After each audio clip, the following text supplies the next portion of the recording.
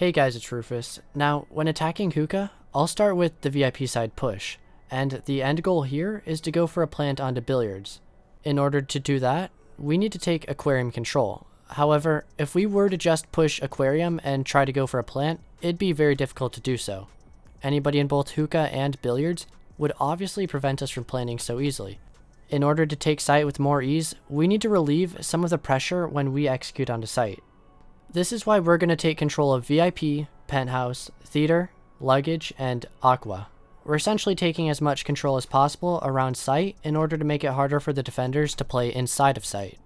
When we have people in VIP, they can watch billiards, and doing this prevents the billiards player from peeking easily, and therefore makes it much easier to plant. You can even combine this with the player on the billiards window, as this can have a significant impact on the round. You can hold the hookah player and look pretty far into hookah from this rappel, making it harder for the billiards player to peek. Although, you have to be conscious of people in sunrise and people running out of hookah, all of which are very common in order to clear the player on billiards window. There is one problem with this push, and that's the fact that there's only one viable plant spot in billiards, right on this bomb. This is extremely predictable, and so the defenders will oftentimes play below with nitros, or make holes below the default plant. And in addition, any smoke players can clip their smoke through this wall and hurt the planter. So because it can be very difficult to plant, some teams opt for a different kind of push. This push is all about taking control below sight, breaching below billiards, and then rotating to aquarium.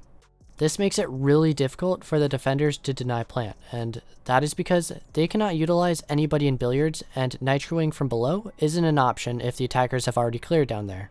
So here's how we're going to execute this plan. We will start by taking control of the entire first floor, and this does seem like a bit of overkill, but I'll explain the purpose here.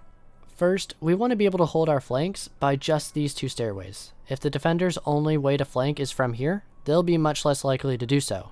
In addition, when we start breaching below sight, we don't want anybody in main lobby or kitchen to interfere with our plan.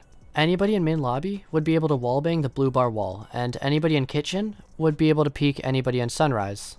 The reason we need to take sunrise is because we eventually want somebody to play onto this billiards window. If we clear sunrise, this means the defenders can only clear the billiard player in two ways: a direct gunfight or by running out of the hookah door.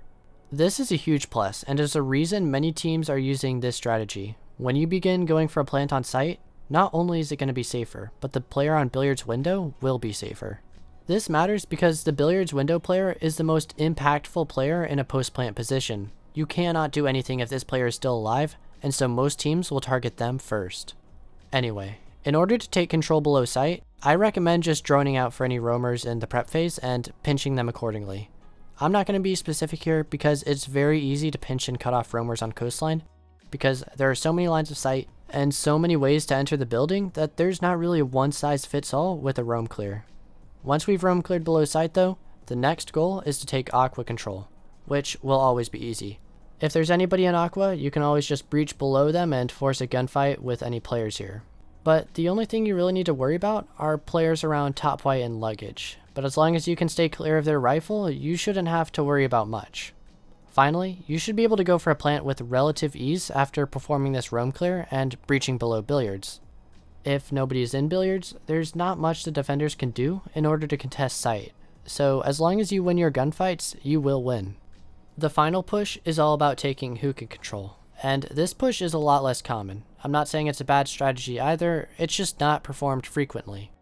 Anyway, our goal is to take hookah control, and in order to do that, we need to clear anybody in hookah and at vase. In order to do this, we're going to take control below sight and breach below hookah in the same way we would breach below billiards. After we've cleared hookah, all we need to do is clear vase. With anybody at cool vibes, we should be able to use frags in order to kill them, since their movement is going to be very restricted. You can have somebody on the hookah window and hookah door too, which basically prevents the vase player from moving around at all.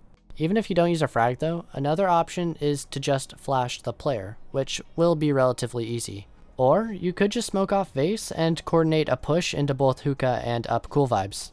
Now, if you want to follow my Twitter, Discord server, or Patreon, link will be in the description below, but that's all to say for this video, and if you learned something, give the video a like, and if you want to see more content like this, then subscribe. Toodles!